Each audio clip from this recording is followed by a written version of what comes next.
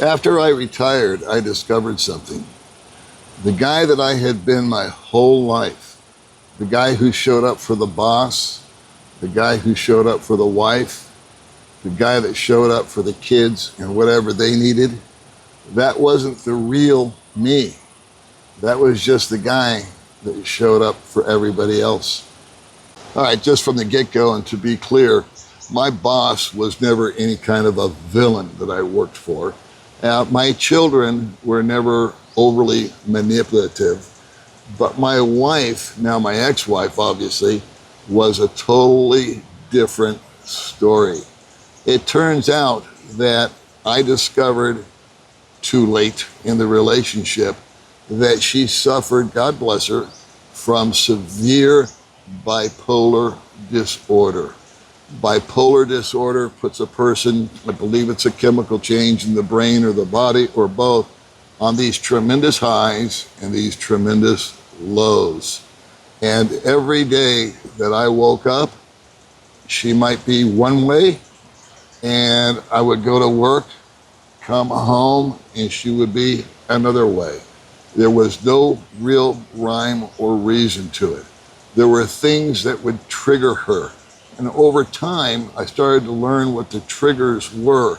And if it's anything that I said or did, I learned in a hurry to put those triggers that I gave her to sound off in the back seat of the car. They weren't coming forward anymore.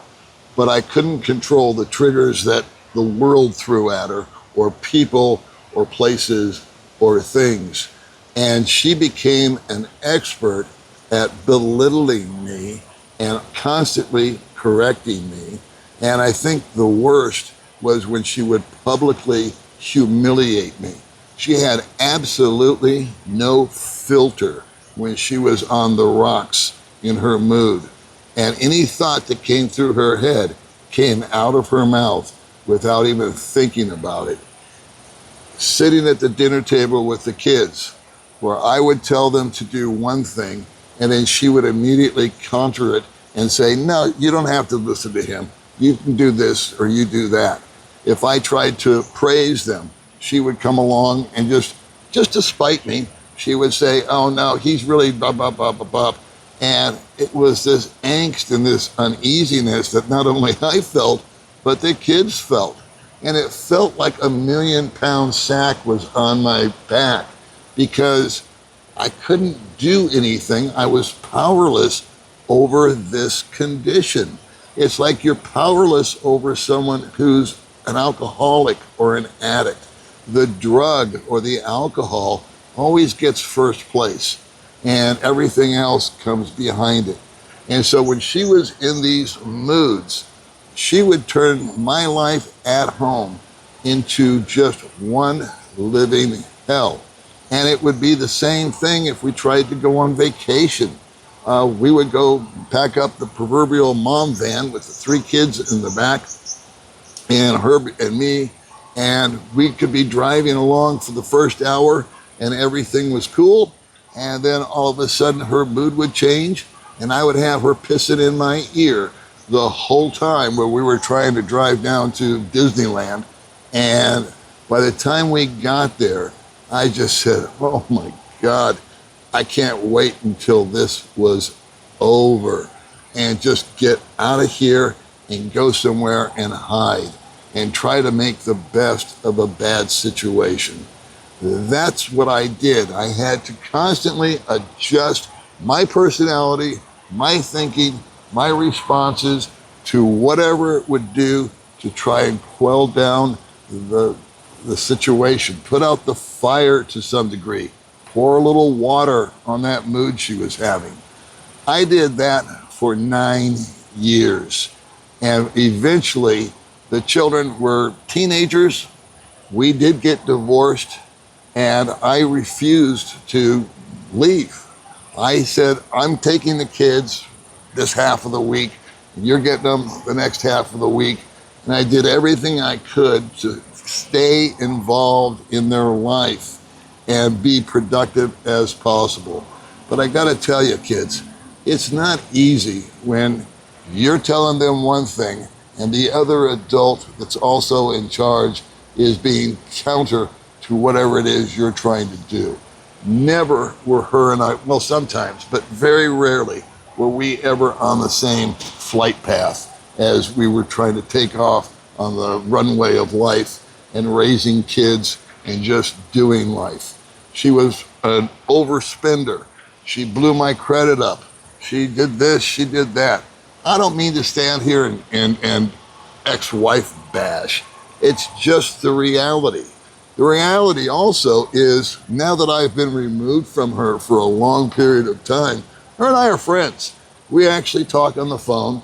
I can only handle her for about 15 minutes on the phone, but at least we're not at each other like this anymore. It's really a great feeling to know that when she starts to tee off on me, all I have to do is say, well, nice talking to you, and hang up the phone. Boy, I wish I had that option back when we were married. My boss, I held a management position for 16 years at my workplace, and he was a tough guy. He was very demanding, and he expected everything from you. And I guess it just sort of came with the territory. But there were things that sometimes he would ask us to do, or me to do specifically, that just sort of went against my own morality or the way that I felt that situation should be handled. But there was no arguing with him. I watched guys argue with him, and the next thing that I knew that they were doing was cleaning out their desk. So I needed the job, I needed the money. As I mentioned, I had a wife and 3 kids to feed, along with 2 dachshunds. And so that was my responsibility. And I would have to bite my lip.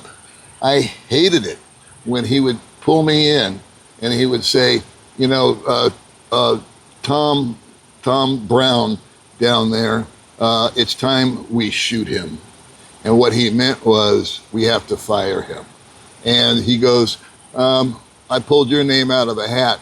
You're the one that gets to go down and tell him the good news. And he would just kind of chuckle and turn away. And that was the end of the conversation. Of all the things that I had to do at work, the customers were okay. I could handle them. They would have their moments of, unhappiness, and I would try to calm them down, and I was fairly good at that. Settling disputes between different employees. A lot of times they would send me in on that. But going down and having to tell a guy or a woman that, I'm sorry, but you're no longer needed here. We're going to make some changes, and unfortunately, you're the change. I always felt horrible about having to do that. Interesting, however, is I later found out that it was probably the best thing for the person to get fired, because they were just spinning in circles. They weren't being successful at their assigned duty at work. They weren't making any money, since it was a commission-based business. And when they were let go, they were literally let go, and they didn't have to quit. I had one guy actually thank me when I fired him. He goes, thank God. I go, well, why didn't you just quit? He says, well, I don't want to be a quitter. Oh, I figured I could just keep learning and keep doing, but this is actually kind of a relief. And I always thought, what a terrible thing to have to go home and tell your wife or whatever, yourself, that you failed at something. But most of those people, to the best of my knowledge, went off and did find some kind of a career path that was much more rewarding to them. And that today eases the guilt that I had, or the angst that I felt when I was performing that particular function or duty at work. There's just something about delivering horrible news like that. To me, it would have been horrible if I had been fired, and I did it. There were also times where we would have to work 14, 15, 16 hours at the end of the month, and to get all the numbers in and get it all up. My boss was a freak about being number one in the city, and we could have had a record month of our own at the dealership, but if the guy across town sold one more car than we did, we were zeros. And he was not afraid to let us all know about it. So you'd put all you had into that month, and you would break a record from the last month or the year. If that, we prayed. We didn't care. We just prayed that the guy across town that was our direct competition, that he didn't have a better month than ours, because we knew we were going to pay for it. He, again, was a man that also rewarded you when you did well. But the rewards never outweighed the mental beatings and the verbal beatings that myself and others would have to endure. And I did that for 16 years. I found myself changing my attitude, my posture, what I said and how I said it whenever I was in his presence, because I also learned he had triggers. The kids were tough because one was my biological son that my ex-wife, now ex-wife, accepted. His mother passed away from a brain embolism in her early 30s.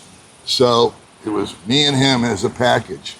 Later on, my now ex-wife, we adopted 2 infants because my wife at the time could not bear children, something wrong with her tubes.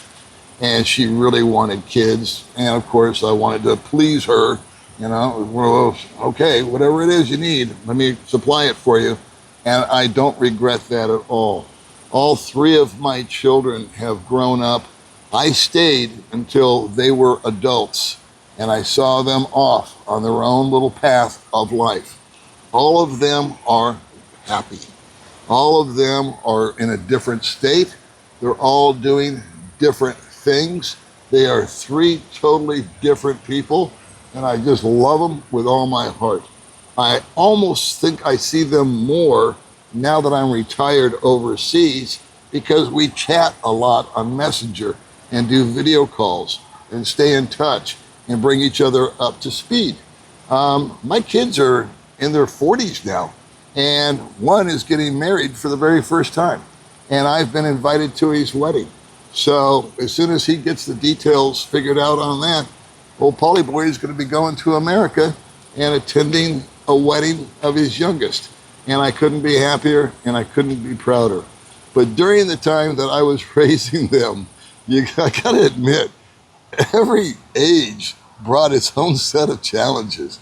I can remember when they were really little and load them up in that van, and the first thing that would happen within the first 10 minutes is they were just on each other. They were rah, rah, rah, rah, rah, just fighting like cats and dogs, all boys. And I remember a couple of times a sippy cup would come flying by my right ear as I was driving the car. And then as they got older, they tended to mellow out, and they got into the Game Boys and all that kind of stuff in the car. But for the most part, they're good kids. I did everything I knew to be a good dad. I believe that I dropped the ball because I tend to be a people pleaser and an enabler. And just being honest, I could have and should have let them suffer more consequences. I was kind of a helicopter dad, where I would come in and try to rescue them when they got into some kind of a trouble. And so if I had it to do over again, which I don't, I would have simply drawn back and I would have allowed nature to take its course. When something went wrong at school, when something went wrong with, they got pulled over by the police for one kid was smoking weed while he was driving. And what did I do? Well, I ran down to court and got a lawyer and all this and that. Now, I should have just let him go to jail.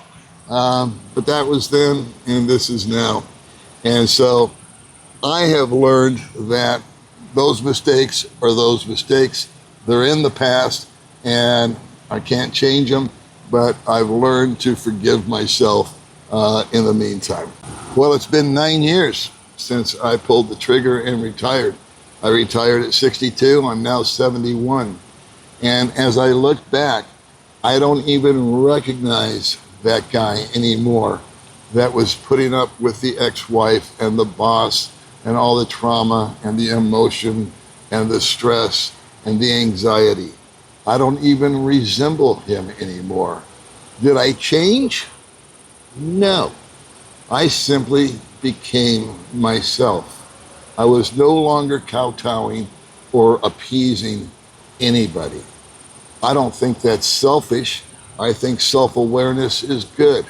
And for the most part, I discovered that I like myself. I'm not perfect. I know my shortcomings, and I also know my strengths. And so every day, I try to diminish my shortcomings, and I try to play into my strengths. And that, my friends, is something that I find to be completely priceless.